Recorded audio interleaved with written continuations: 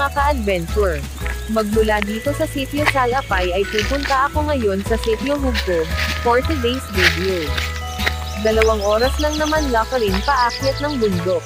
Nagpasama nga pala ako kay Brad Abid na taga Sitio Galolo, hanggang sa kalahating bundok. Although alam ko naman ang daan dahil 1 taon na din akong nagbabalik-balik dito, nagpasama pa rin ako baka kasi maraming multo sa daan. Brad Marcial, hindi mo pa nakikita tong daan na to.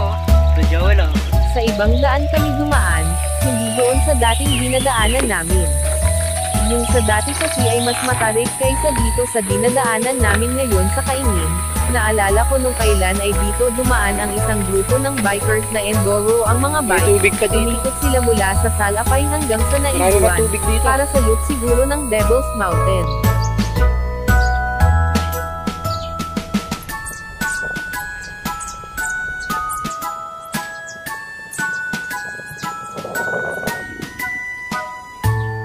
Hanggang dito na lang si Brad Abid, kasi magtatrabaho pa siya sa kanyang kaingin sa bandang ibaba ng bundok. Ako naman ay maglalakad mag-isa, siguro ay gugugol ako ng 1.5 oras, sana ay walang multo sa gubat.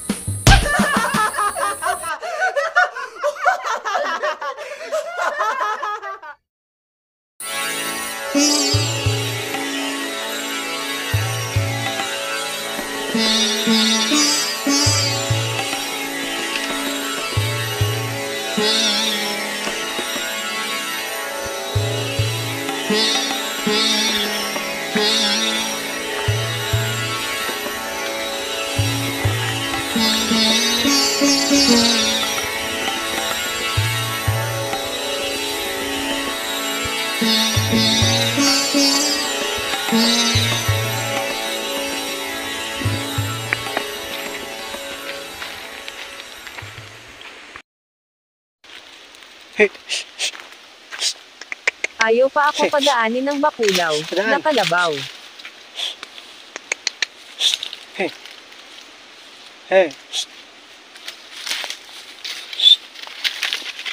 Padaan. Padaan.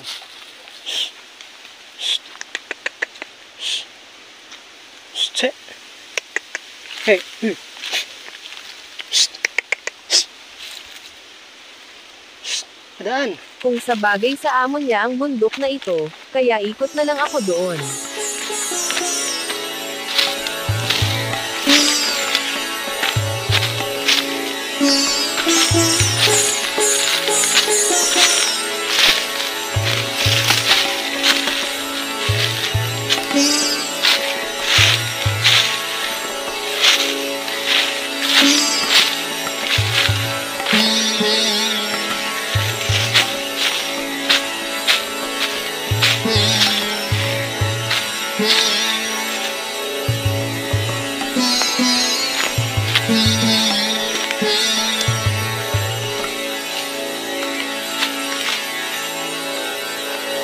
Two very boring minutes later. Yan sarap Pork and beans. Name. Kamuting kahoy. Mabalinghoy. Ano po to? Patani? Patani pala. Yan ang pagkain namin ngayong gabi. Yesterday. Kung nakikita nyo po yung bundok na yan, yan yung bundok ng yung Angel's Mountain kung tawagin namin. Kilala yan sa Devil's Mountain.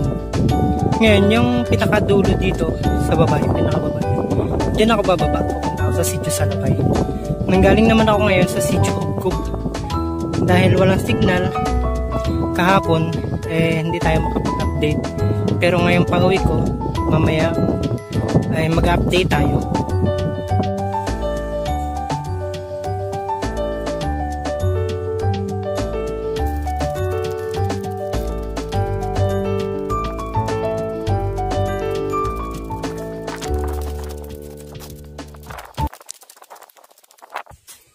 Yun nga pala yung yung tinatawag nilang bahay pamalahi.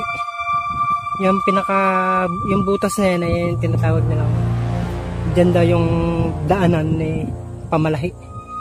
Yung pamalahi, yun, Kung sa Tagalog ay Engkanto. Engkanto. Marami raw dyan magagandang babae na nagpapakita. Minsan nga may pumunta raw yan dyan na isang lalaki nagkagusto sa isang magandang babae. Tapos nung pumunta siya dyan, pumasok sa loob, hindi na nakita. Nabalitaan na lang nila na nalaglag sa bangin. Yun naman ay kwentong matatanda lang ng mga katutubo.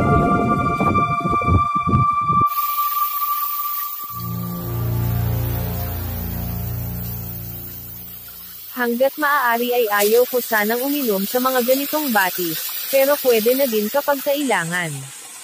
Kaunti na lang ang tubig ko pauwi, may 1 oras pa bago makababa.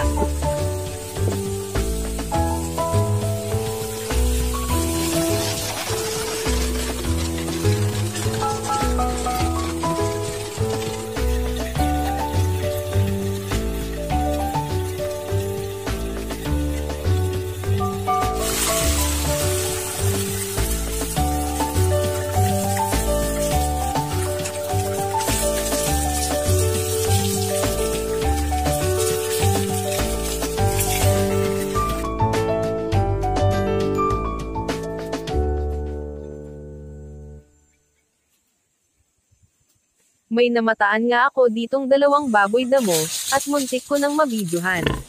Sa panahon ngayon mga ka-adventure ay madalang na ang baboy damo sa kagubatan dahil sobrang maiilap sila, pero may naliligaw ata ngayon.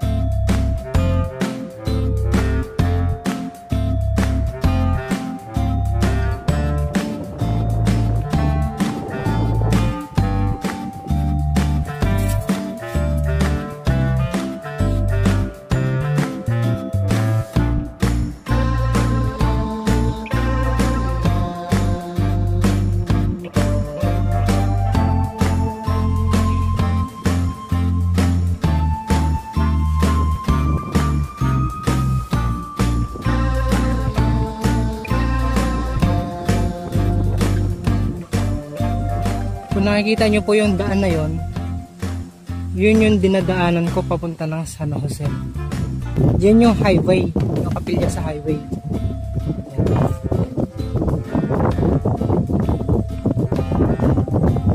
Nandito ako ngayon sa taas, sa tuktok ng papuntang Hubkob sa bundok, sa taas ng Salapay. Kung nakikita nyo itong kulay puti-puti na to na pader ng bundok, yung bandang likod lang yan, nandiyan sa baba niyan, yung Sitio Salapay. Diyan ako pupunta ngayon.